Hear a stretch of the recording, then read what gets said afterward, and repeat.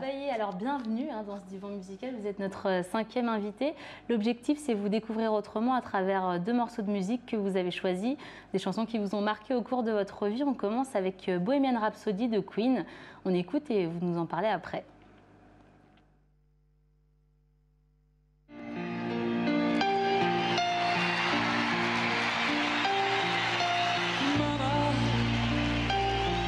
She's killed a man,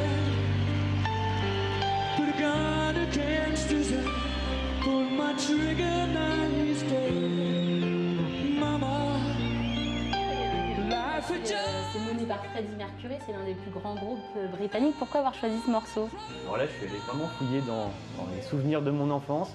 En fait, ce morceau, pour moi, il a été très important parce que c'est mon premier CD. Voilà, tout simplement.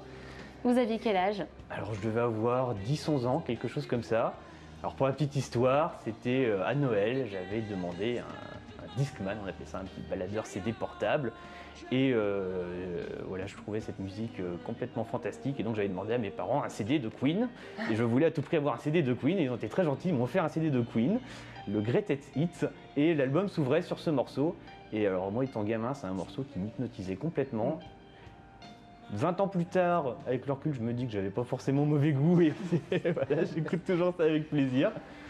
Et donc voilà, c'est une musique qui m'a énormément marqué, très jeune, et j'ai beaucoup écouté Queen.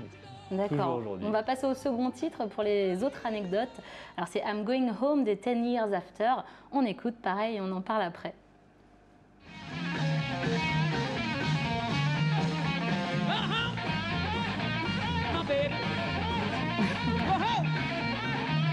Alors là, c'est un groupe de blues rock britannique aussi. Là, on les voit en 69, c'est à Woodstock. Pourquoi ce morceau? Alors là, c'est un souvenir un peu plus collectif.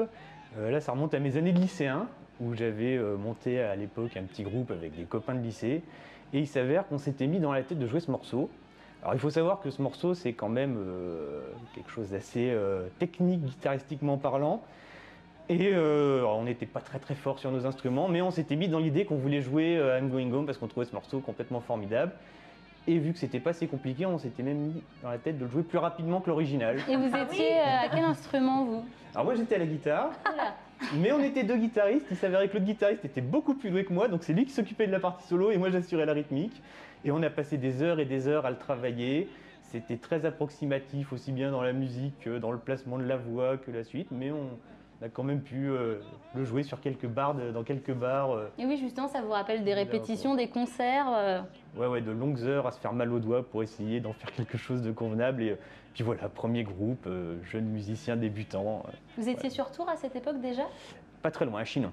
D'accord, donc vous avez joué au bar Le Français, j'imagine, ou non? Alors, pas au bar Le Français, mais il y a quelques bars du coin qu'on a eu l'occasion de visiter, notamment la Corbeille d'Osier à l'époque et Vienne-les-Rochers, qui était un endroit très actif où il se passait beaucoup de concerts. On a pu jouer à 2 reprises, et puis pas mal de concerts un peu obscurs dans des caves de la région et des salles des fêtes diverses et variées. Et donc voilà, moi, là vous l'aurez compris, j'ai une grande affection en dehors du jazz aussi pour le rock des années 60-70 et voilà cette période Woodstock et ce morceau que j'aimais beaucoup. On a fait ce qu'on en a pu, je ne sais pas si on lui a rendu hommage, mais vous avez fait plaisir en tout cas. En tout cas, il m'a beaucoup marqué. Merci Renaud Baillet de vous être livré. La semaine prochaine, on aura un autre invité sur le divan. Merci.